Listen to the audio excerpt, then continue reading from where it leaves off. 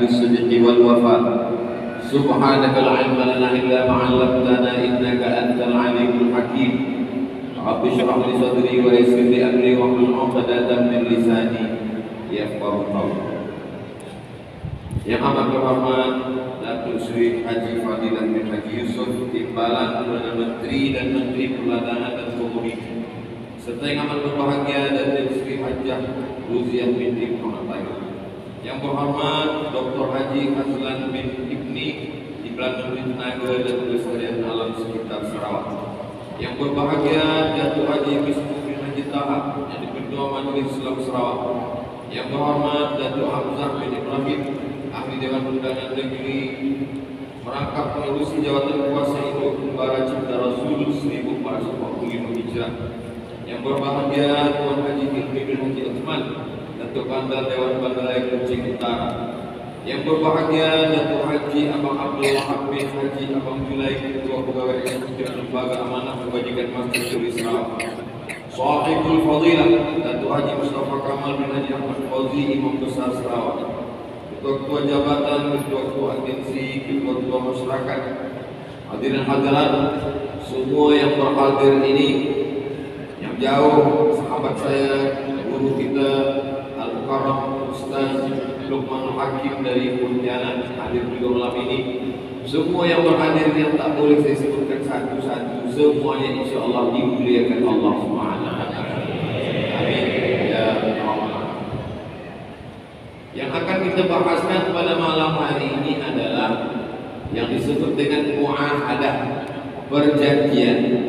Disebut juga dengan istilah lain piagam Madinah. Ketika Nabi Muhammad SAW dari kota Makkah Al-Mukarramah sampai ke kota Al-Madinah Al-Munawwarah, maka di Madinah itu ada Yahudi Bani Nadir, ada Yahudi Bani Quraidah, ada Yahudi Qainuqa, ada Yahudi Khaybar, ada orang Islam, ada yang tak Islam. Maka bagaimana Nabi Sallallahu Alaihi Wasallam membina masyarakat yang ada di Al-Madinah Al-Munawwarah? Ada beberapa yang dilakukan oleh Nabi Muhammad Sallallahu Alaihi Wasallam. Saya ringkaskan pada 5. Yang pertama, Nabi Sallallahu Alaihi Wasallam mempersaudarakan antara yang datang dari kota Makkah dengan yang menyambut di kota Al-Madinah Al-Munawwarah. Yang dari kota Makkah disebutkan dalam Al-Quran, As-sabiquna al-awwaluna minal muhajirin. Mereka yang dulu masuk Islam pada awal-awal, mereka disebut dengan muhajirin, yang meninggalkan kota Makkah, keluarganya, anaknya, istrinya.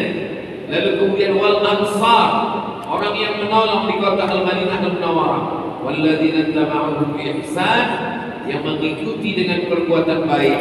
Mereka itu kata Allah sifatnya radhiyallahu anhum wa radu'an, Allah meridai mereka. Maka dipersaudarakanlah mereka. Orang Makkah ini Quraisy, orang Madinah tidak Quraisy.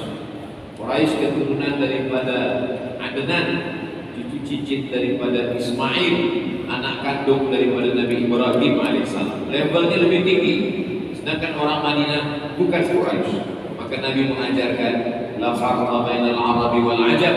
Tak ada beza antara yang Arab dengan yang bukan Arab. Wala farqa bainal abyad wal aswad. Tak ada beza antara yang kulit hitam dengan kulit putih. Kullukum min Adam. Semua kamu berasal daripada Adam. Wa Adam min turab. Dan Adam itu diciptakan daripada tanah, akan kembali kepada tanah, akan menghadap Allah Subhanahu wa taala.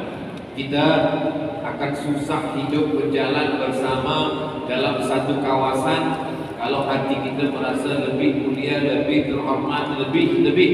Maka kita diajarkan dalam Islam tentang kesamaan. Inilah yang membuat mereka yang ada di tempat yang lebih maju boleh bersaing. Sebab apa? Sebab dia merasa sama di hadapan Allah Subhanahu wa taala. Ada satu sahabat yang bukan Arab, namanya Salman Al-Farisi, Farisi dari Persia, disaudarakan Nabi dengan sahabat yang Arab. Dia adalah Abu Darda. Abu Darda Arab, Persia bukan Arab, dipersaudarakan Nabi Sallallahu Alaihi Wasallam. Saking dekatnya persaudaraan itu, Salman Al-Farisi tahu Abu Darda ini tak makan. Dia tahu Abu Darda ini tidak lagi tidur malam. Dia tahu Abu Darda ini sudah lama tidak mendekati istri. Kadang kita satu masjid, satu imam, satu kiblat, satu Allah, satu Nabi, tapi kita tak kenal saudara kita. Sembahyang dalam satu masjid, Assalamualaikum warahmatullahi, Assalamualaikum warahmatullahi, lepas itu balik, la salam, wala kalam. Kita tak tahu dia tak makan tak tidak, macam mana dengan keluarga dia. Maka Nabi SAW tidak begitu mengajarkan umat ini. Berjamaah, tapi hanya setakat di masjid saja.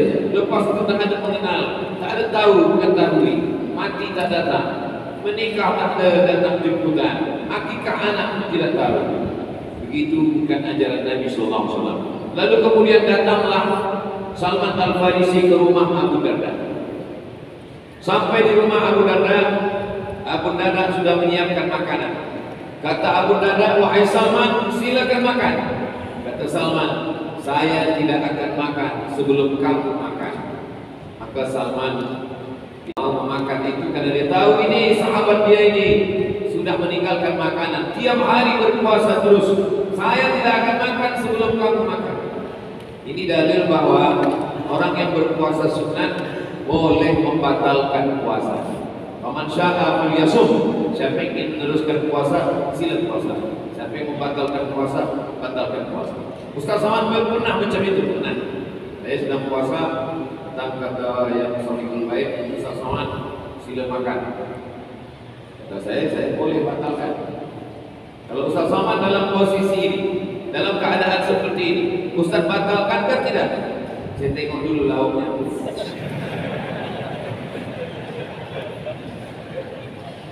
Kata Salman, kalau kamu tidak makan, maka saya tak akan makan. Maka dia sebagai sahibul bait, dia pun ikut makan. Lepas itu Salman Al-Farisi tidur malam. Kata Abu Darda, tidurlah wahai Salman, saya tak akan tidur sebelum kamu tidur. Lalu kemudian apa kata Salman mengingatkan Abu Darda? Inna li jasadika 'alaika haqqan. Badanmu ada hak, bagi dia makan. Inna li 'ainika 'alaika haqqan. Matamu ada hak, bagi dia tidur. Istrimu ada hak. Inna li ahlika 'alaika haqqan. Istrimu ada hak, bagi dia perhatian. Wa ati kulli dhi haqqin haqqahu. Maka setiap yang berhak bagi dia hak. Kalau orang yang berpuasa terus, yang tidak makan tiap hari, yang tidak tidur malam, menurut kita ini baik. Orang tak makan itu baik, orang tidak tidur itu baik. Tapi dalam Islam ada hak yang tidak ditunaikan. Banyak juga jamaah yang nyangka saya kurus dan tak makan. Saya ini kurus juga dan tak makan. Ini memang sudah takdir. Saya makan, apalagi selama di Sarawak ini, Masya Allah. Saya kalau di Riau makan sedikit, tapi kalau di Sarawak itu sedikit makan. Ini nampaknya kalau agak seminggu di Sarawak itu tambah berat badan. Apa maknanya? Kita mesti tahu macam mana hal ehwal saudara kita. Maka lepas dari Maulid Nabi bukan main semangatnya. Maulaya salli wa sallim daiman abada. Menangis berlinang air mata. Balik dari situ tak mau tahu dengan kawan, dengan sahabat. Dulu kalau ada orang sekampung, semua dia tahu. Oh, anak Pak Fulan, cucu Tuan Fulan, anak Datuk Fulan, semua tahu. Sekarang tak tahu. Satu airport, satu flight, satu pesawat, sama-sama nak berangkat, sama-sama duduk di kerusi yang sama, pun tak ada kenal mengenal, tak ada salam, tak ada kalam. Andai ada yang satu sakit, tinggal pingsan, pun tak juga ditolong. Dia keluarkannya pun dia pegang Pak. Pasti dia ada saudara kita yang meninggal, lepas yang lain komen, kesian. Tak ada kepedulian. Dalam Islam kita diajarkan, idza atisa, kalau kawanmu sahabatmu bersin, fa'amidallah, dia ucapkan alhamdulillah, fasabbit, maka ucapkanlah yarhamukallah. Asyik alhamdulillah, yarhamukallah. Dibalas balik, yahdikumullahu yuslihu balakum. Selepas itu bertegur sapa, ada salam, ada kalam. Oh, masya Allah. Awak dari mana? Saya dari Sarawak. Kenal dengan Pak Cik pula? Kenal. Oh, kalau begitu sama lah. Kita dulu kalau itu sampai ke atas kita ni sama. Masih ada hubungan nasab? Ada. Nasab sama, beza nasib. Allah Subhanahu Wa Taala menyuruh kita ada mengucapkan Assalamualaikum warahmatullahi wabarakatuh. Assalamualaikum warahmatullahi wabarakatuh. Kabar? Dulu orang begitu. Dulu orang tua kita di kampung lepas sembahyang bersalam. Sekarang dah banyak takut bersalam. Assalamualaikum warahmatullahi wabarakatuh. Assalamualaikum warahmatullahi wabarakatuh. Assalamualaikum bid'ah kul bid'atul dhalalah. Kul dhalalatin finnar. Rupa-rupanya dia itulah baru sembahyang selepas 20 tahun. Dah 20 tahun tak sembahyang di sini. Sekalinya sembahyang kena ham berpindah. Kata dia, dulu waktu aku mampu tak ada orang melarang. Sekarang aku sembahyang sekali ini bersalaman, kau larang. Kalau gitu elok aku tak sembahyang lagi. Kata Imam Nawawi, kalau sebelum sembahyang tadi dia dah bersalaman, maka selepas sembahyang dia bersalaman balik, hukumnya mubah. Boleh. Tapi kalau belum sembahyang tadi dia tak ada bersalaman, masuk ke masjid sembahyang. Lepas sembahyang dia bersalaman, sunnah. Sebab ma'amin muslimain yang ada dua orang muslim yang taqiyani berjumpa wa yatasafahani berjabat tangan ila ghufira lahuma, diampunkan Allah dosa mereka berdua. Yang tak boleh tu sedang sembahyang tu salaman juga. Sihat wifi. Ada masalah. Af'alun, aqwalun, ucapan, wa af'alun, perbuatan. Muftatahatun bin takbir, dibuka dengan takbir. Wa muftatahatun bin taslim, ditutup dengan salam. Lepas salam, apa pun yang kita buat boleh kita buat. Nak bersalaman, nak bangkit, nak tegak, tapi eloklah ikut zikir dulu. Jadi sebenarnya Islam yang mengajarkan kita supaya kita saling kenal mengenal, saling tolong menolong. Khalaqnakum min dzakarin wa laki wal untha, perempuan. Wa ja'alnakum syu'aban wa qabaila, bersuku-suku, bangsa-bangsa. Siapa yang paling mulia di antara kita ini semua? Inna akramakum indallah, yang paling mulia adalah atqakum, orang yang paling takut kepada Allah, orang yang paling takwa kepada Allah. Maka Nabi sallallahu alaihi wasallam mengatakan, ana akhshakum, saya ni orang yang paling takut kepada Allah. Ana atsqakum, saya ni orang yang paling takwa kepada Allah. Asumu, saya makan, saya puasa, tapi saya makan. Maka saya elok-elok puasa Suami Daud. Ahabbu shaum ilallah shaum Daud. Puasa yang paling elok puasa Nabi Daud. Yasumu yawman wa yuftiru yawman. Yasumu yawman wa yuftiru yawman. Puasa hari ini, esok makan. Puasa lagi makan. Puasa lagi makan. Puasa Daud. Ini kadang wanita perempuan dengan tazkirah ustaz, rupanya suara ustaz ni sayang-sayang macam dengar macam tidak. Balik ke rumah, selepas itu dia tanya balik ustaz, Assalamualaikum ustaz, suami saya ni bukan puasa Daud, sembahyang Daud. Sehari sembahyang, sehari tak sembahyang. Mana ada? Puasa Nabi Daud itu puasa sehari makan sehari. Kalau sembahyang Nabi Daud maknanya sembahyang tengah malam, bukan sembahyang sehari tak sembahyang sehari. Mudah-mudahan suami yang belum sembahyang di barakatil maulid dibukakan Allah pintu hatinya sembahyang. Banyak juga yang tak sembahyang. Allah Subhanahu wa taala ciptakan tanah punya dia. Kita berjalan di atas badan ini punya dia. Dia bagi pinjamkan paru-paru ini punya dia. Angin yang kita hirup punya dia. Tapi kita tak pernah bersujud kepada dia. Maka orang yang angkuh sombong adalah orang yang tak sembahyang.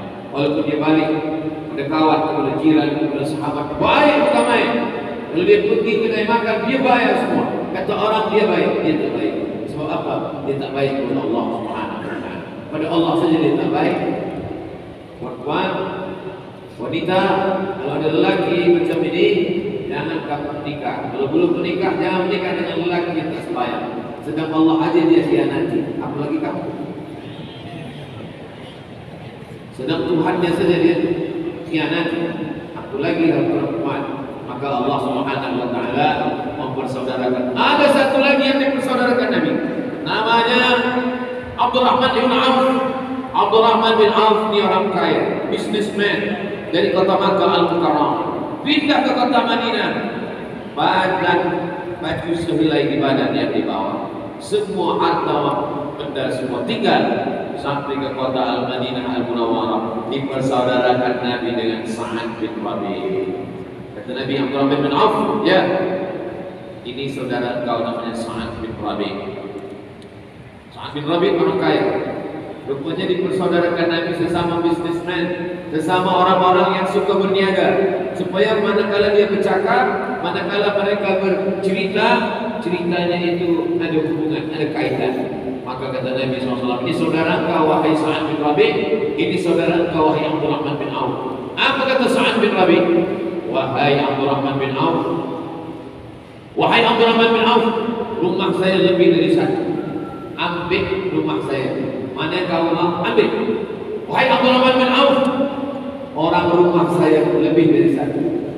Waktu itu mereka sebelum turun ayat "Fankihu ma tawalakum minan nisa'i mathna wa thulatha wa ruba'", waktu itu mereka masih pakai poligami unlimited.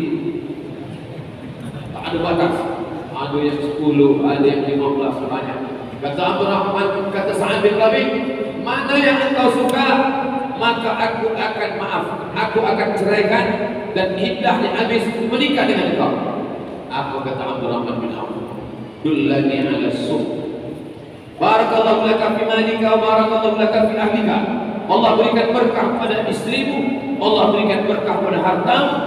Dullani ala suq. Tunjukkan saya mana pasar, mana pekan tempat untuk berniaga. Lalu kemudian ditunjukkanlah kepada dia di tempat berniaga. Lalu kemudian dia pun berniaga. Tak lama selepas itu jumpa dengan Nabi, tangannya ada kuning-kuning.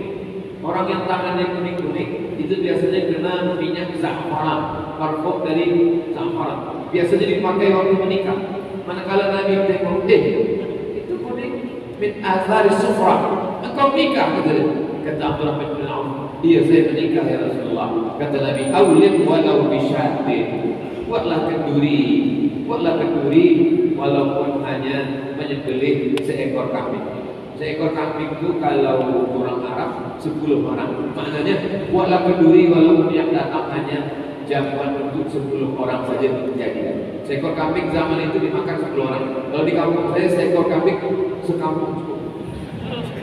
Beza orang yang ada di Mesir dalam bulan puasa ayam itu cuma dipotong 2 kali, 1, 2. Kalau di tempat saya tak potong, hancur sampai.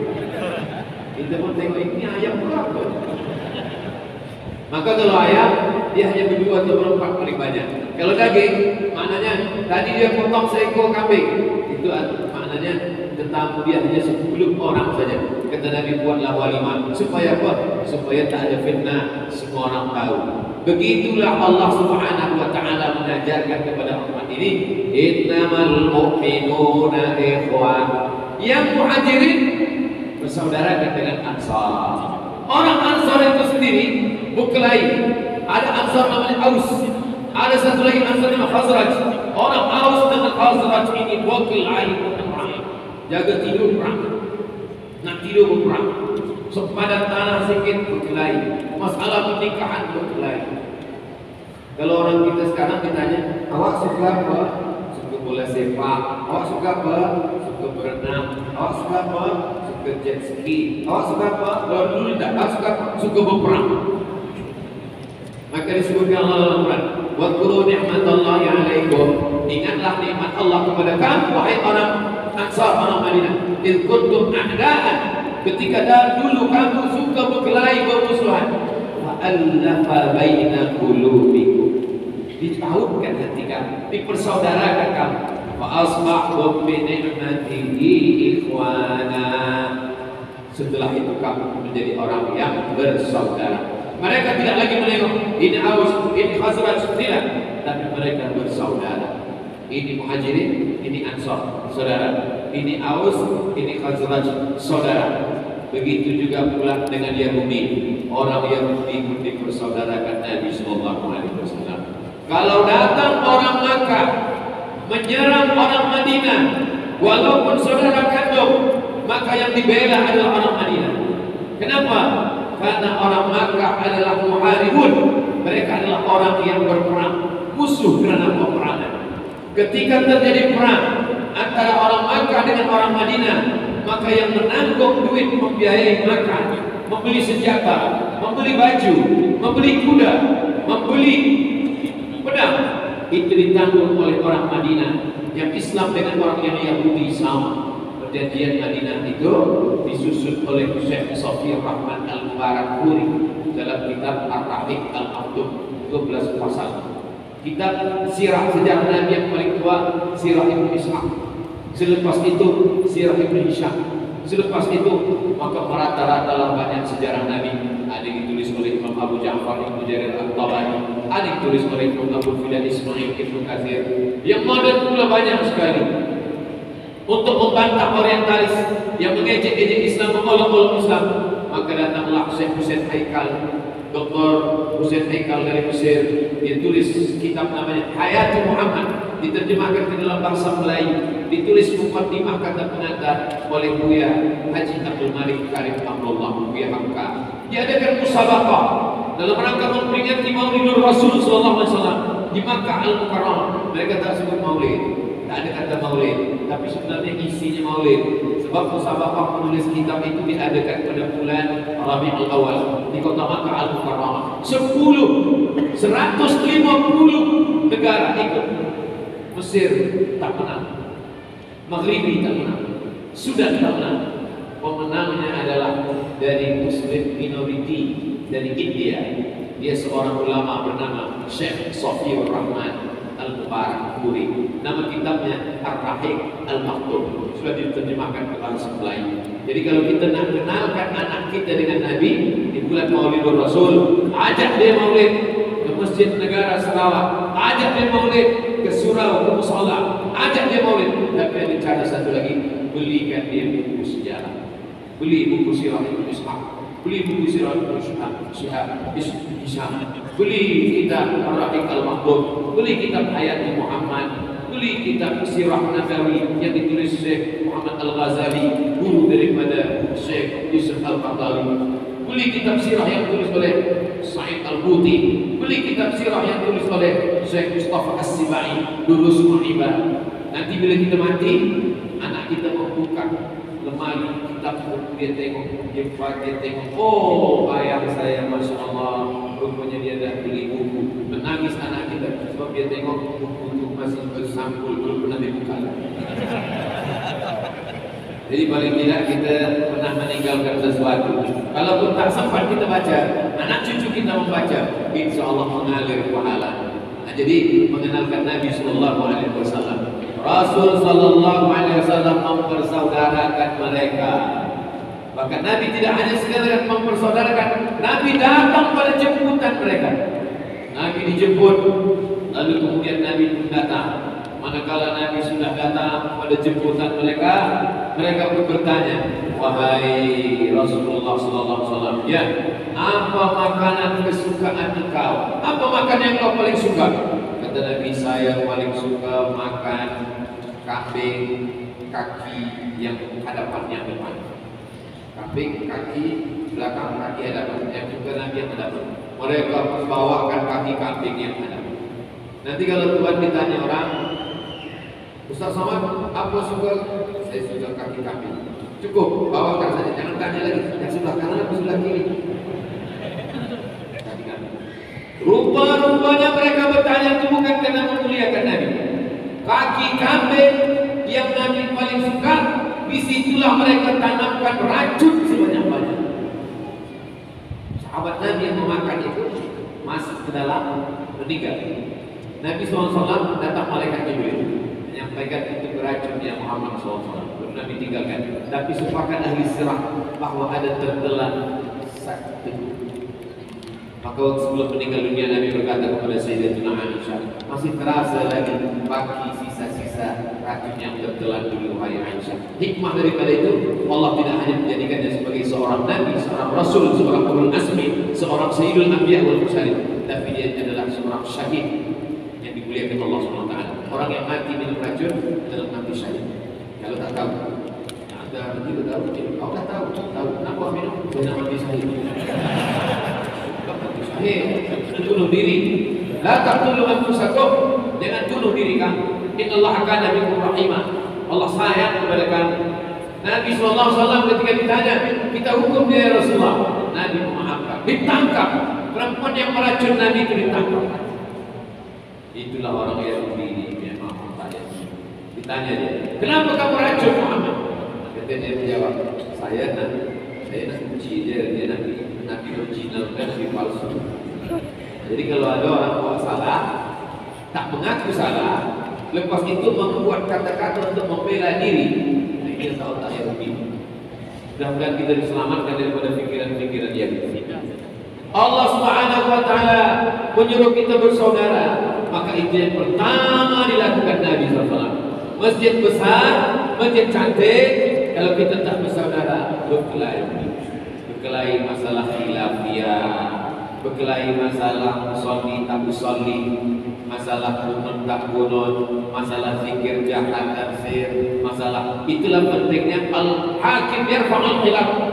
Kalau terjadi perkelahian antara kita, siapa yang mengangkat khilaf ini? Al-hakim yarfa'ul khilaf. Jadi hakim menetapkan bahwa masjid kita bismillahnya jahar, masjid kita berkunut subuh. Nah itulah yang mengangkat khilaf. Kita pakai mazhab Syafi'i, maka guna mazhab itu. Ada bagi yang bermazhab lain, dia guna mazhab itu di rumah dia dengan istrinya di tempat lain. Al-hakim yarfa'ul khilaf. Karena dalam Quran dikatakan ati'ullah wa ati'ur rasul wa ulil amri minkum. Taat kepada Allah, taat kepada Rasulullah, taat kepada pemimpin. Membina masjid susah, tapi ada yang lebih susah daripada membina masjid. Membina orang yang ada di dalam masjid. Maka alhamdulillah, kenapa kita di Masjid Negara di Sarawak boleh ramai macam ini? Ini tandanya kita sudah bersaudara. Yang mempersaudarakan kita adalah la ilaha illallah Muhammadur Rasulullah sallallahu alaihi wasallam. Saya tak tahu menengok rupa, menengok wajah. Padahal kalau ditengok paspor nih, ada paspor Brunei, ada paspor Malaysia, ada paspor Indonesia, tapi kita semua sama, diikat dengan satu ikatan. Asyhadu an la ilaha illallah wa asyhadu anna Muhammadar Rasulullah. Kalau nak menengok macam mana orang bersaudara, tengoklah di samping Ka'bah. Menangis kita berdoa di samping Ka'bah. Tengok sebelah kiri, putih seputih-putihnya macam telur ayam dikupas. Tengok sebelah kiri, macam tempat merebus telur ayam. Begitu Allah boleh menyatukan. Tidak ada persaudaraan yang paling hebat melainkan persaudaraan umat Nabi Muhammad sallallahu alaihi wasallam. Nah, Ustaz Somad cakap macam itu karena dia orang Islam. Tidak. Cubalah tengok berita. Tahun 1950-an, baru 70 tahun yang lampau, orang Amerika mengambil budak-budak dari Afrika, kulit hitam, dia masukkan dalam surga. Dalam binatang, sehingga budak-budak kulit putih pergi ke zoo tengok, ini harimau, ini kera, ini buaya, ini budak Afrika.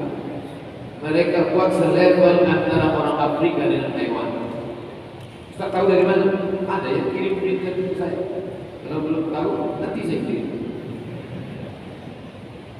Tahun 70-an, 20 tahun selepas itu, orang Amerika masih lagi membuat satu university yang isinya di dalam hanya orang kulit putih saja.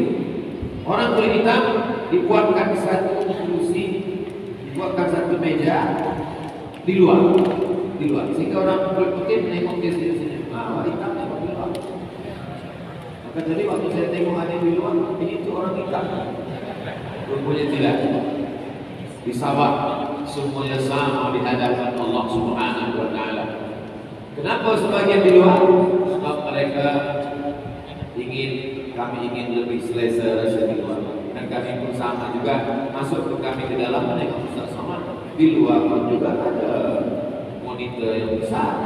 Ustaz Somad itu lebih elok lagi di monitor daripada live. Jadi saya sapu bayangan dari luar. Hai guys. Kami di luar kita sama. Saudara, jangan sampai nanti Ustaz Somad itu bagi tazkirah, kata dia sama semua. Kami yang di luar tak ada dia salam. Ini semuanya. Salam itu semuanya. Assalamualaikum warahmatullahi wabarakatuh. Kita semuanya bersaudara insyaallah. Bersaudara di Sabah, bersaudara di Sarawak, bersaudara juga di surga Jannatul Firdaus insyaallah. Allahu Akbar. Allah. Biasanya takbir itu kalau dah nampak ada yang ngadu. Takbir itu untuk membangkitkan semangat gitu. Allahu Akbar, Allahu Akbar. Ketika azan dikumandangkan, maka setan berlari. Wa 'alaiha muradun. Mohon maaf. Setan berlari mendengar azan sampai terkentut-kentut. Bahasa Arab itu dua, fusakun sama nuratun. Fusakun artinya tak bunyi, nuratun berbunyi. Hebatnya bahasa Arab. Mana dalam bahasa Melayu bunyi tak bunyi sama? Cuma dalam bahasa Arab tak ada pula yang berbau dan tak berbau kan sama. Setan berlari sampai terkentut-kentut. Maaf. Begitulah hebatnya takbir. Itu maka kalau ada orang yang diganggu setan, Ustaz Somad, boleh Ustaz datang ke rumah kami? Nak buat apa? Tolong Ustaz beruqyah. Itu baca ruqyah kita mesti kuat. Kalau baca ruqyah kuat, mana setan soal keluar? Allahu la ilaha illa huwal hayyul qayyum. Kata setan, ini serius kan? Aku baca kuat. Allahu la ilaha illa huwal hayyul qayyum. La ta'khudhuhu sinatun wa la nawm. Ini saya teringat dia waktu takbir tadi. Jadi kalau ada kawan kita nampak Allahu Akbar. Apalagi khotib naik hebat. Maka saya cubalah membuat teknik. Kalau saya khutbah Jumat, mata saya tajam. Di mana saya tengok angin kencang cempokok bulu di tepi sungai. Palestina sedang dijajah Israel. Bukan saya jahat. Kita nak supaya umat ini bangkit. Itulah guna takbir. Terus takbir asal nampak takbir.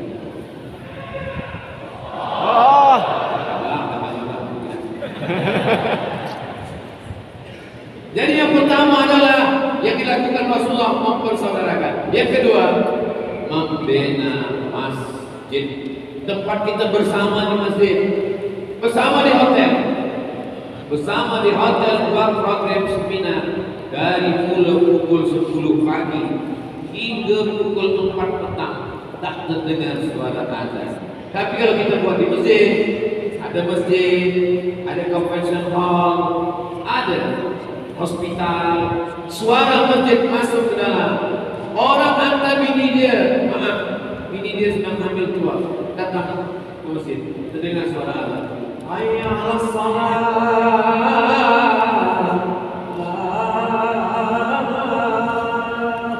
Apa kata dokter? Bini awak ada yang cek medical check up ya. Awak pergi. Kata bini dia, alhamdulillah, kami datang ke masjid. Suami saya ini seumur hidup tak pernah sembahyang. Sebab apa? Sebab hospital dekat masjid. Ini masjid, ada universiti, ada hospital, ada tempat belanja, ada mall, semuanya terikat terkait dengan masjid. Itulah maka doa keluar masjid minta rezeki. Beza doa masuk masjid. Allahumma ftah li abwaaba rahmatik. Ini banyak dosa. Bukakanlah pintu rahmatmu. Tapi kalau keluar dari masjid, Allahumma inni as'aluka min fadlik. Bagilah saya rezeki. Kenapa doa keluar masjid minta rezeki? Sebab keluar dari masjid, dia terus saja ada mall, ada usaha, ada bisnis. Itulah yang dilakukan Nabi Muhammad SAW. Dulu ahli-ahli ibadah itu tidak pernah ke pasar. Mereka hanya di dalam saja berzikir. Tapi Nabi Muhammad SAW dia berjalan di pasar. dia tengok kedai-kedai, dia tengok ada orang yang menjualan makanan, dia masukkan tangannya ke dalam. Mahal ya sahibat tangan. Hei, penjual makanan, apa nih? Kenapa yang di luar ini kering, yang di dalam ini basah, busuk? Kata dia, asabul matar, kena hujan ya Rasulullah. Oh, kena hujan juga timbul dengan yang kering. Gandum basah timbul dengan gandum kering, kurma basah timbul dengan kurma kering, busuk, kecendawan. Kata dia, kalau tak buat bukan macam ini tak laku ya Rasulullah. Apa kata Nabi? Man asyana falaysa minna. Siapa yang tipu, siapa yang bohong, bukan umat Nabi Muhammad sallallahu alaihi wasallam. Maka orang-orang Yahudi, apa kata orang Yahudi? Apa di Nabi? Kenapa Nabi berjalan di pasar? Kenapa Nabi peduli kepada pasar? Kenapa Nabi? Maka Nabi membangkitkan ekonomi umat melalui apa? Melalui pasar yang ada di sekitar Masjid Nabawi. Jadi orang Yahudi yang Bani Nadir, Yahudi Bani Quraidah, Yahudi Qainuqa, Yahudi Khaybar marah ke Nabi, bukan kerana Nabi sembahyang. Marah ke Nabi, bukan kerana Nabi puasa sunat. Marah ke Nabi, bukan kerana Nabi tahajud malam sampai bengkak kakinya. Kenapa mereka marah? Kerana Nabi mementingkan bisnis ekonomi. Nabi membangkitkan itu. Maka dibuatlah khas tempat belanja yang khusus Islamik. Lalu kemudian orang-orang yang merasa marah dengan Nabi Muhammad SAW, sebab mereka tipu-tipu, bohong-bohong. Turunlah ayat untuk membantah penipuan mereka. Wailul lil mutaffifin, celaka mereka yang curang dalam sukatan dan timbangan. Alladzina idza talu 'alan nas yastawfun. Kalau dia membeli, maka dia tajam. Oh, ini kurang satu mata. Wa idza kaluhum aw wazanuhum yukhsirun. Tapi kalau dia menjual, dia curang, dia tidak penuh sukatan, dia tidak amanah kepada Allah Subhanahu wa taala. Orang yang ada di masjid dengan yang di luar masjid, ketaatannya sama kepada Allah Subhanahu wa taala. Maka dibenalah masjid. Masjid bukan cuma tempat sembahyang. Di kadang ada masjid subuh, zuhur, asar, maghrib, isya. Lain daripada itu tutup. Orang tak ada ke masjid. Masjid adalah tempat orang berkumpul. Di mana Nabi memutuskan perkara? Di masjid. Makanya kalau ini mimbar Nabi, ini mihrab Nabi, tempat Nabi sembahyang jadi imam. Di sebelah kiri ada tiang. Satu tiang namanya Ustuanatul Wufud. Nanti panjang umur sehat badan, mudah-mudahan kita sampai ke Masjid Nabawi, masuk ke Taman Raudhah, tengok ada satu tiang Ustuanatul Wufud. Ustuana tiang, Wufud tempat Nabi menyambut tamu. Tetamu yang datang Nabi sambut. Di samping Ustuanatul Wufud, Ustuanatul Haris. Haris penjaga, tegak di situ Sayyidina Ali penjaga. Sayyidina Ali penjaga. Tahu ada orang yang berbuat yang tak baik, maka Nabi menyambut tamu. Di mana menyambut tamu? Di masjid. Di mana pertemuan? Di masjid.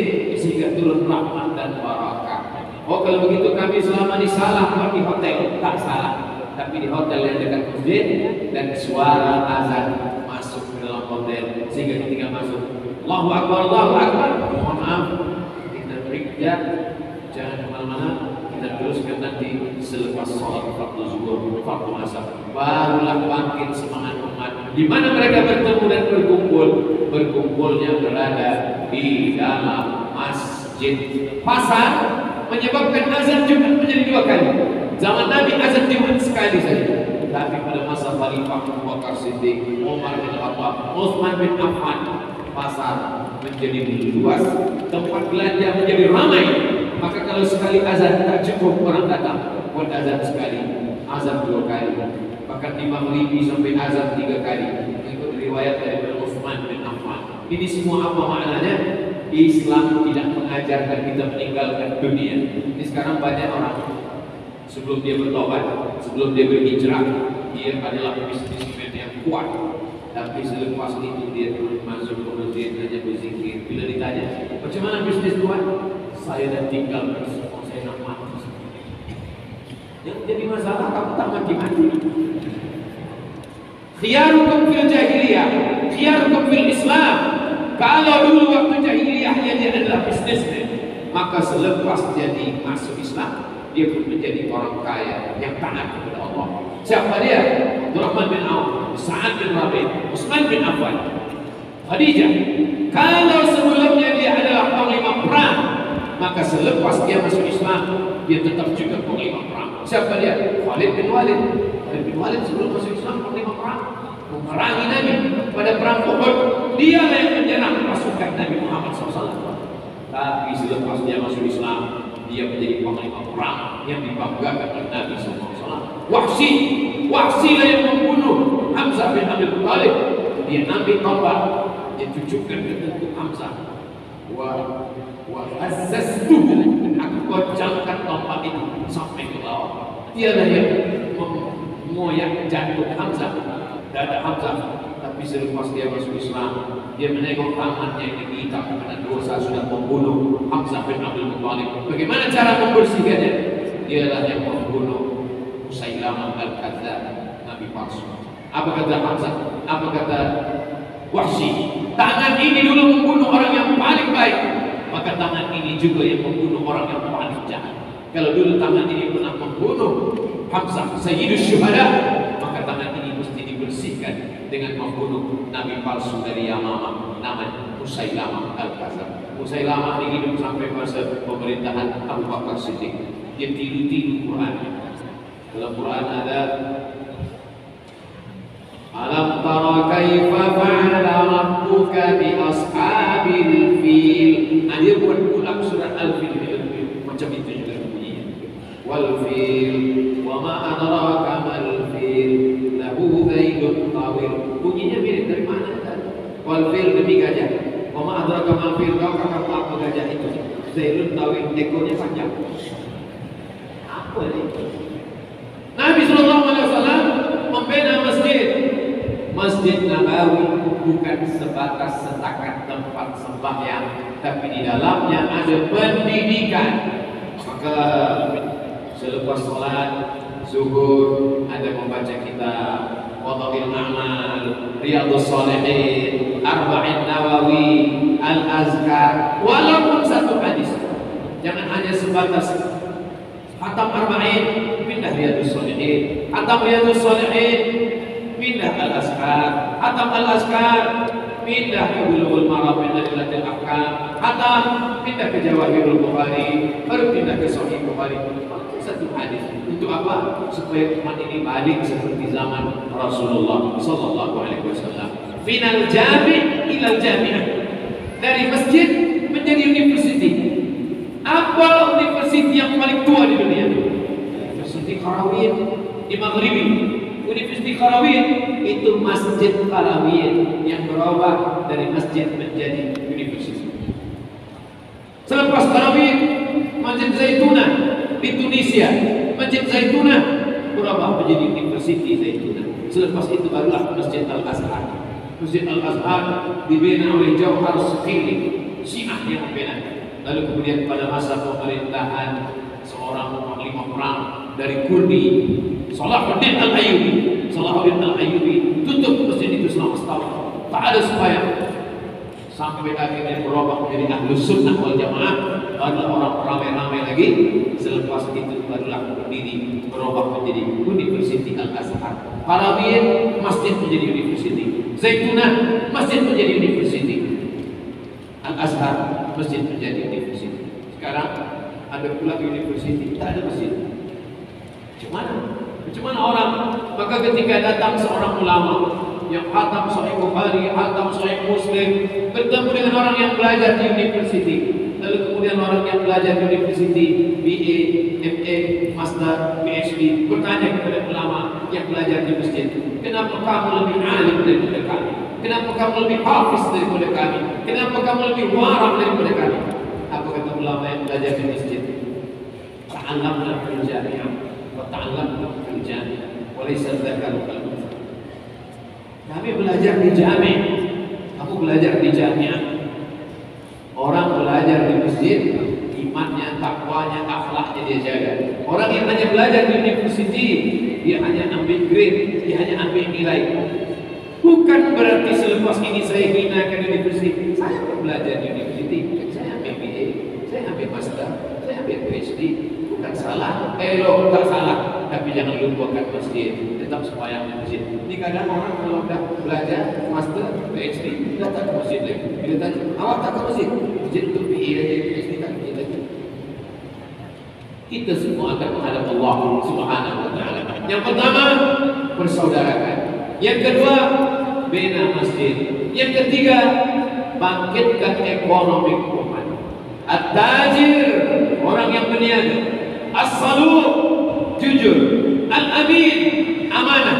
Orang yang berniaga, jujur, amanah. Kalau dia mati, ma'an nabiyyin, dia bersama para nabi. Was-siddiqin, dia akan bersama dengan orang yang benar. Was-syuhada, dia akan mati bersama orang mati syahid. Was-salihin, dan dia akan bersama dengan orang yang saleh. Hari ini masih ada lagi wakaf Utsman bin Affan. 1445 tahun hijrah yang lalu masih ada lagi wakaf. Apa kata Nabi kepada Umar bin Khattab? Habbasta aslaha wa tasaddaqta biha. Kalau engkau sayang dengan hartamu ini, jangan ambil. La yurathu, jangan wariskan. Wala yubahu, jangan jual. Wala yuhabu, tak boleh dihibahkan. Berhenti dia. Ini ada rumah, ini ada kedai tempat belanja. Selama ini duitnya kita ambil, maka sekarang kita wakafkan. Bila kita baca Quran wakaf berhenti. Bismillahirrahmanirrahim. Alhamdulillahirabbil alamin. Ar-Rahmanir-Rahim. Wakaf. Kenapa disebut dengan wakaf? Selama ini duitnya mengalir, tapi lepas kita wakafkan, duitnya berhenti, tak mengalir lagi ke kantong kita, tapi dia mengalir sebagai amal jariyah. Inilah ajaran Islam yang luar biasa. Makanya Al-Azhar dulu pernah lebih kaya daripada negara, karena Al-Azhar punya tanah, Al-Azhar punya pasar, Al-Azhar punya rumah sakit, Al-Azhar mengirim dai belajar dari mulai hilanah sampai madrasah, sampai lisans, sampai magister, sampai doktora, PhD, free. Dari mana? Dari tanah-tanah wakaf Al-Azhar. Maka wakaf ini Masya Allah, tabarakallah. Kita di Sarawak tadi ada program bersama-sama tempat Ustaz bagi tazkirah tadi. Itu adalah baitul mal, bait rumah, mal harta. Baitul mal, ada baitullah, ini baitullah tempat sholat, tapi ada baitul mal tempat harta. Orang kalau sudah sholat bukan berarti meninggalkan harta. Orang yang cari harta bukan berarti meninggalkan masjid.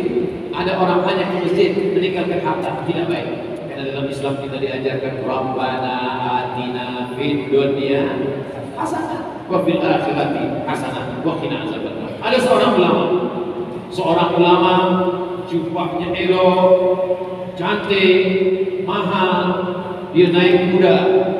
Tahulah harga kuda berapa mahal. Datang orang kafir menjumpai dia. Wahai ulama umat Islam, katanya kalian hidup sederhana, katanya kalian hidup susah-susah.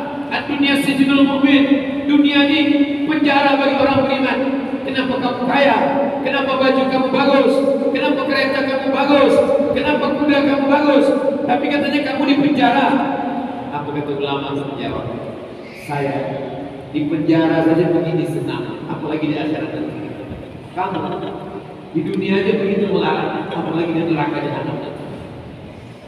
Seorang ulama selalu dikatakan orang tasawuf meninggalkan dunia. Jangan ikut tasawuf, tasawuf meninggalkan dunia. Ada seorang ulama namanya Imam Abdul Hasan Asy-Syadzili. Imam Abdul Hasan Asy-Syadzili hartanya banyak. Dia orang yang punya harta. Lalu kemudian datanglah orang menjumpai dia. Wahai Imam Abdul Hasan Asy-Syadzili, kenapa pakaian kamu bagus? Kenapa jubah kamu elok? Kata dia, orang melihat jubah saya, dia menjadi ingat kepada Allah Subhanahu wa taala. Orang melihat pakaian kamu, maka dia menjauhi kebaikan agama. Saya waktu mengaji di Alexandria, di Iskandaria, kami mengaji di situ menengok seorang syekh ahli hadis, jubahnya 2 lapis, di dalam satu, di luar satu, pakai imamah, pakai tailasan, Masya Allah, tabarakallah.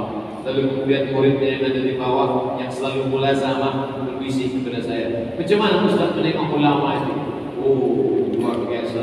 Aibah dia, wibawa dia, luar biasa. Apa kata sahabat saya ini? Ada pelajar kita seorang perempuan yang menolong istri ulama syekh itu di rumah. Dia membantu ketika istri Syekh sakit, dia membasuhkan pakaian Syekh itu di rumah, ya. Tapi kalau dia di masjid, dia pakai pakaian yang elok supaya apa? Sebab orang ingin menengok. Oh, masya Allah.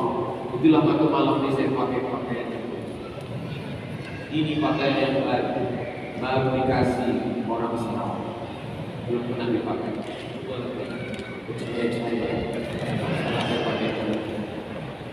Kalau kita dibagi orang pakaian, pakai supaya apa? Senang hati dia tengok. Oh, rupanya dipakai Ustaz Abdul Somad. Janganlah kita pakai. Kalau kita tak pakai, dalam hati itu sudah dijual baju. Wa amma bi ni'mati rabbika hadis, nikmat Allah SWT tunjukkan, tapi bukan untuk riya. Ya Rasulullah, macam mana kalau baju kami elok? Bagaimana kalau kasut kami elok? Bagaimana kalau pakaian selimut kami elok? Apakah ini sombong? Apa kata Nabi? Innallaha jamilun yuhibbul jamal. Allah itu maha indah, dia suka kepada yang elok-elok yang indah-indah. Tapi yang haram-haram tak boleh. Tak boleh pakai sutra bagi lelaki, perempuan boleh. Tak boleh pakai emas bagi lelaki, perempuan boleh. Makanya mengaji pada habaib, pada ulama, pada tuan guru, pada syekh, jangan baca Quran sendiri, baca terjemah bahasa Melayu, lepas itu ambil kesimpulan sendiri. Dia jumpa ada jemaah pakai cincin emas. Dengan dosa. Khudhu zinatakum 'inda kulli masjid. Kalau kamu pergi ke masjid, pakailah perhiasan-perhiasan. Itu apa saya pakai ke masjid? Ini namanya baca sendiri, terjemahkan sendiri, pahami sendiri, sesat sendiri, masuk neraka ramai-ramai. Mana boleh macam itu? Fas'alu ala dzikri, tanya ulama. Khudhu zinatakum, pakailah perhiasan kamu. Makna perhiasan di situ adalah pakaian menutup aurat. Sebab hadis ayat itu apa asbabun nuzulnya? Sebab masa itu orang kafir musyrik masuk ke dalam Masjidil Haram, tawaf dalam keadaan oryan, tak pakai baju, tak protes dua, tak pakai baju, mereka berkeliling saja. Maka turunlah ayat, khudhu zinatakum 'inda kulli masjid. Kalau kamu mau masuk Masjidil Haram, maka pakailah pakaian. Itu mana ayat itu. Sekarang banyak orang tidak mau belajar. Dia hanya semangat ingin beragama, tapi tidak mau belajar. Manusia, saya manusia, sama. Kenapa saya mesti belajar dengan dia?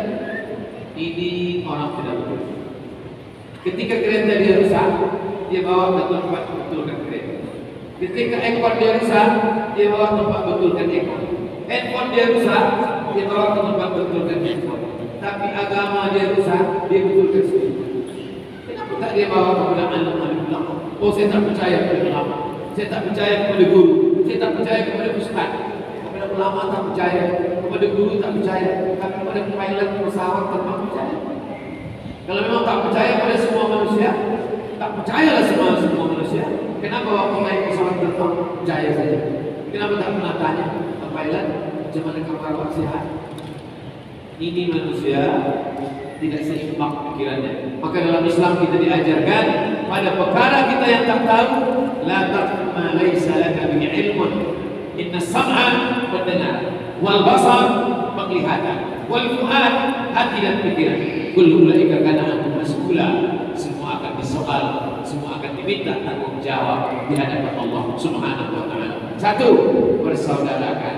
Dua, bina masjid. Tiga, bangkitkan ekonomi umat sehingga dia kaya raya, sehingga dia bersemangat beribadah. Maka ibadah-ibadah dalam Islam itu perlu duit. Man bana masjidan, siapa yang membina masjid, banallahu lahu baitan fil jannah. Siapa yang boleh membina masjid? Orang yang kaya. Man jahaza ghaziyan faqad ghaza. Siapa yang menyiapkan alat-alat perang, kuda, baju besi, tombak, pedang, dia dapat pahala yang sama macam orang berperang. Kita tak boleh pergi ke Palestin, tapi kita support perjuangan Palestin melawan orang Israel. Siapa yang boleh mensupport? Orang yang ada harta. Begitu juga dengan ana wa kafilul yatim. Saya dan orang yang menyantuni anak yatim. Harta ini pun jannah. seperti ini dalam surga. Siapa orang yang paling dekat dengan Nabi SAW? Orang yang kaya, sebab dia menyantuni, menolong fakir miskin, anak yatim. Berbicara tentang infak, wakaf, zakat, sedekah kepada orang salawat, mungkin seperti mengajar itik berenang, kata orang lain. Apa makna mengajar itik berenang? Itik dapat dia berenang, kita tak ajar lagi. Tapi saya sekarang kan memang nampaknya saya bagi tazkirah ini di Kucing, di Sarawak. Tapi tazkirah saya ini didengar oleh semua saudara-saudara saya dari Aceh, Kalimantan. Sebab apa yang saya sampaikan ini tidak setakat hanya di Sarawak, tidak hanya setakat di Kucing saja. Semua orang akan tengok streaming melalui channel Ustaz Abdul Somad Official. Jangan lupa subscribe, like, share. Apa maknanya? Kita nak bagi maklumat. Mungkin kalau hanya setakat satu masjid ditonton 10.000 orang, tapi kalau di share sebanyak-banyaknya, siapa yang boleh share? Yang boleh tonton 1 jam adalah orang yang ada waktu. Ke mereka yang ada Sarawak. Dari mana mereka tahu tentang Ustaz Abdul Somad? Ustaz Abdul Somad datang lama dah, 2018, 19, 20, 21, 22, 23, 5 tahun lepas. Kenapa orang Sarawak tetap ingat, tetap kenal? Sebab mereka tiap hari tengok. Saya memang selalu share tazkirah satu saya. Ada orang tengok tak ada saya. Mandalah ala khairin falakum mithlu ajri fa'ili. Siapa yang menunjukkan kebaikan, maka dia mendapatkan kebaikan yang sama. Jadi saya tunjuk saja, saya tak ada buat. Kita mesti buat, kita laksanakan. Yang keempat, apa yang dilakukan Nabi Muhammad SAW? Mereka diajarkan untuk saling menghormati. Wa ta'awanu 'alal birri wat taqwa wa la ta'awanu 'alal itsmi wal 'udwan. Tolong-menolong untuk kebaikan dan ketakwaan. Tidak tolong-menolong untuk permusuhan dan perkelahian. Lalu kemudian Nabi sallallahu alaihi wasallam, satajiduna rijalan fis sawami. Nanti kalau kamu pergi, kamu akan berjumpa dengan orang-orang yang ada di tempat ibadah, tapi sawami bukan tempat ibadah orang Islam. La ta'ridu lahum, jangan ganggu mereka. La taqtulu sabiyyan murdi'ah, jangan bunuh budak kecil yang sedang menyusui. La taqtulu syaiban faniyah, jangan bunuh orang tua yang ada tenaga. La ta'tiranna nakhla, jangan cabut pokok kurma. La yu'adzibu binar illa rabbun nar, tak boleh membunuh dengan api kecuali Tuhan yang memiliki api. Allah hanya yang boleh membakar dengan api neraka. Kita tak boleh membakar. Itu Ustaz tadi makan kan ayam tadi bakar, iya dah mati dulu. Bukan hidup-hidup kita bakar. Jika dabahtum fa'ahsinu dzabha. Kalau menyembelih, sembelih dengan baik. Macam mana menyembelih dengan baik? Kalau ada safratan, tajamkan pisaunya. Tak boleh memotong dengan kuku, tak boleh memotong dengan tulang, tak boleh memotong dengan pisau tumpul. Ayam masuk ke rumah, marah. Awas kau ayam, nanti mati memotong 10 waktu ayam pisau tumpul. Tak boleh. Memotong dengan pisau tajam. Menajamkan pisau tak boleh di depan, di hadapan mata kambing. Datang seorang, dibawa kambing, dijatuhkan ke lantai, diasah depan mata. Marah Nabi, apa kata Nabi? Aturidu an tumita mautatin. Engkau nak buat kambing mati berkali-kali. Tak boleh. Asah mata pisau di belakang. Sebab lepas tu bagi asah. Maka tak boleh kita mengancam orang, tak boleh kita caci maki orang, tak boleh kita hampun orang, tak boleh kita sumpah serapah orang. Tengoklah Ustaz Somad, berapa banyak haters yang caci maki dia di Instagram, di YouTube. Mana dia balas? Kata orang. Tengok Ustaz Somad, mana dia balas? Orang pun bertanya saya, kenapa Ustaz tak balas? Saya tak ada maksud. Kita kalau mengikutkan apa yang ada di sosial media itu, banyak fake account, macam-macam orang boleh buat. Jangan sibukkan pikiran kita dengan yang tak penting. Tuba liman sa'alahu aibu an yubinas. Siapa orang yang berbahagia? Orang yang berbahagia adalah yang sibuk memikirkan aibnya dirinya, kekurangannya, sehingga dia tak sempat memikirkan aib orang lain. Jaga persatuan, bina masjid, bangkitkan ekonomi umat, rahmatan lil alamin. Yang last sekali adalah meninggalkan sesuatu yang kalau kita mati dia akan terus abadi sampai hari kiamat. Coba kita pikirkan sekejap, kira-kira kalau saya mati apa yang saya tinggalkan? Siapa dulu yang membangun masjid ini, membina masjid? Dia sudah meninggalkan masjid. Kalau ada teman-teman, masa 2018 saya dibawa di beberapa kampung di Sarawak menengok tahfiz Quran. Saat Somad ini tahfiz Quran, ini pondok tahfiz Quran, banyak waktu saya tengok. Ini orang berarti kalau dia mati meninggalkan dunia, dia sudah meninggalkan rumah hafal Quran, dia meninggalkan tempat orang menghafal Quran, dan dia meninggalkan para penghafal Quran akan punya murid, muridnya punya murid, diteruskan menjadi ulama. Khairukum, orang yang paling baik di antara kamu, man ta'allama al-Quran, orang yang belajar Quran, wa'allamahu. Itu maka sahabat Nabi tidak semuanya di Madinah. Kenapa mereka tidak di Madinah saja? Di Taman Rawdah, sholat, zikir, baca Quran, sholat, zikir, baca Quran. Lalu mereka mau datang mati. Mereka pergi. Uqbah bin Amir pergi sampai ke Maghrib. Amr bin As pergi ke Mesir. Abdullah bin Mas'ud pergi ke Kufah, Irak. Abdullah bin Abbas pergi sampai ke Basrah, lalu kemudian meninggal di Taif. Kenapa mereka semuanya pergi? Bilal bin Rabah Damaskus. Kenapa mereka semua meninggalkan Madinah? Bukan mereka tak cinta Nabi, bukan mereka tak sayang Raudhah. Mereka ingin meninggalkan sesuatu yang kalau sudah mati dia akan mengalir sampai hari kiamat. Yang ada kekuasaan, yang ada jawatan, tinggalkanlah sesuatu. Kalau kita mati dia akan mengalir. Tuan-tuan guru, para hafiz, para penghafal Quran, tinggalkanlah murid-murid. Pahamlah jamaah. Kenapa Ustaz Abdul Somad semalam di Brunei Darussalam, tadi pagi di Miri, malam di Sarawak, lalu kemudian balik hari Isnin ke Riau, Sumatera, Indonesia, ke Baru, lepas itu pergi lagi. Setahun saya susun jadwal tazkirah setahun sekali dalam satu tempat. Yang saya inginkan adalah kalau saya mati ada yang mengalir. Kira-kira nih kalau boleh saya bertanya, kalau saya mati orang jamaah di Sarawak ini mau tak mendoakan saya? Mau tak membacakan Al-Fatihah? Janji? Sudah selesai, amat saya jawab. Apa yang kita inginkan dari hidup ini? Hidup ini sekejap. Yang kita inginkan adalah al-hayatu rihlatun qasiratun. Hidup ini perjalanan yang singkat, yang pendek. La tabqa min hadhihi dzikr. Yang tersisa hanyalah kenangan-kenangan yang baik-baik. Jadi kalau malam ini ada budak-budak kecil di bawah,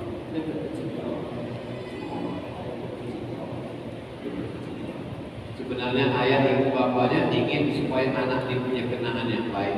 20 tahun akan datang, mereka akan menikah, punya istri, punya anak. Suami dia bertanya, ayah, dia, bagaimana ayah waktu kecil dulu? Tadi dia bercakap, waktu ayah kecil dulu di bawah atau bawa pergi ke stadion. Tengok apa? Liverpool, Real Madrid, Barcelona. Tak salah, apa salah sekali-sekali suka.